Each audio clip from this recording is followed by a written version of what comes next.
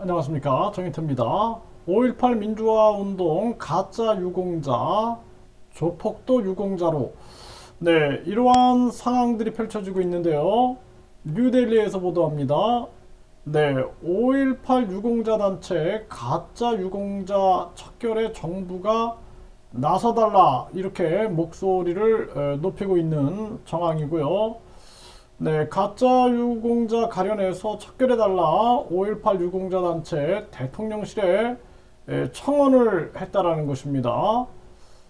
5.18은 진실이 아닌 거짓됐고 명예 아닌 부끄러움 됐다. 더 이상 두고 볼 수 없어서 대통령실에 청원을 했다라는 것입니다. 가짜 유공자 상당한 규모로 세력화돼 있고 기존 유공자가 인후 보증만 해주면 유공자 되는 허점을 지적했다라는 거예요. 이 인후 보증이라는 것은 주변 사람들, 이웃 등이 보증해 주는 거죠. 네. 관계기관 합동 전수조사, 부정 승급 사건 재조사, 유공자 심사 및 보상 업무 보온처로 일어나 등 요구를 하고 있는 정황입니다. 이거 정부가 철저하게 조사를 해내야 된다. 저는 그렇게 생각을 하고요. 네, 기자회견하는 5.18 가짜 유공자 척결 투쟁위원회, 네, 이런 목소리가 지금 나오고 있습니다.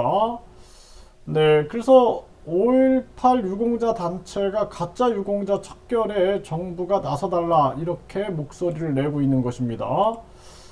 네, 5.18 민주화운동 가짜 유공자 광주 정신에 먹칠하고 있다. 8개 유공자 단체가 국회에서 가짜 척결 대토론회, 네, 여당은 유공자 검증 문제 해결 안 된 현실 안타깝다.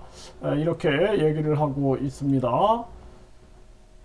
네, 경북 시민사회단체 특전사 동지회 화해선언 배후에 가짜 5.18 유공자를 지목하고 있다라는 것입니다.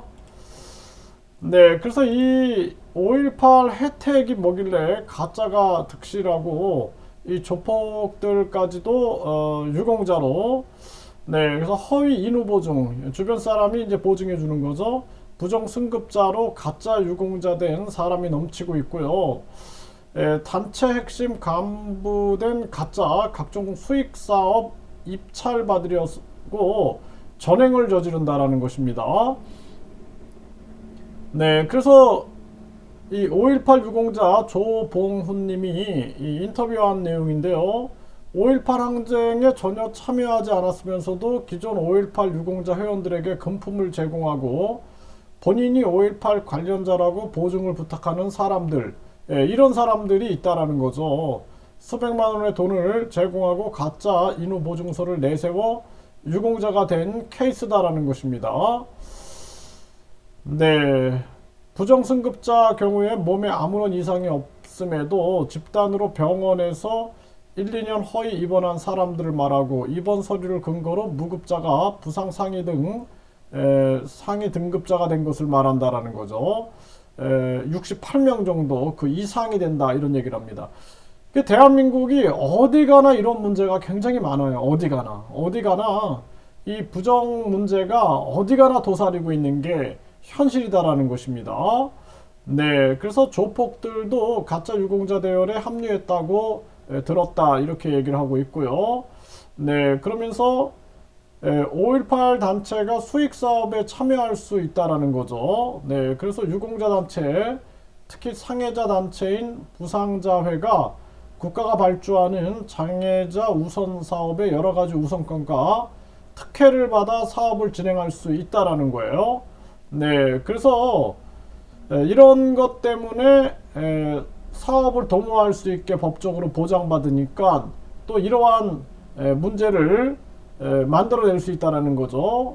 수익 사업에 대해 구체적인 사례를 얘기해 준다면은요, 이런 부분에선 시청이나 여러 공공기관, 건물 내 자판기 수익 사업권, 마사회가 운영하는 스크린 경매장 매점 운영권, 건설 사업권, 특히 5.18 단체와 관련 있는 건축 관련해서 사업권을 배당받고 발주권을 받을 수 있다.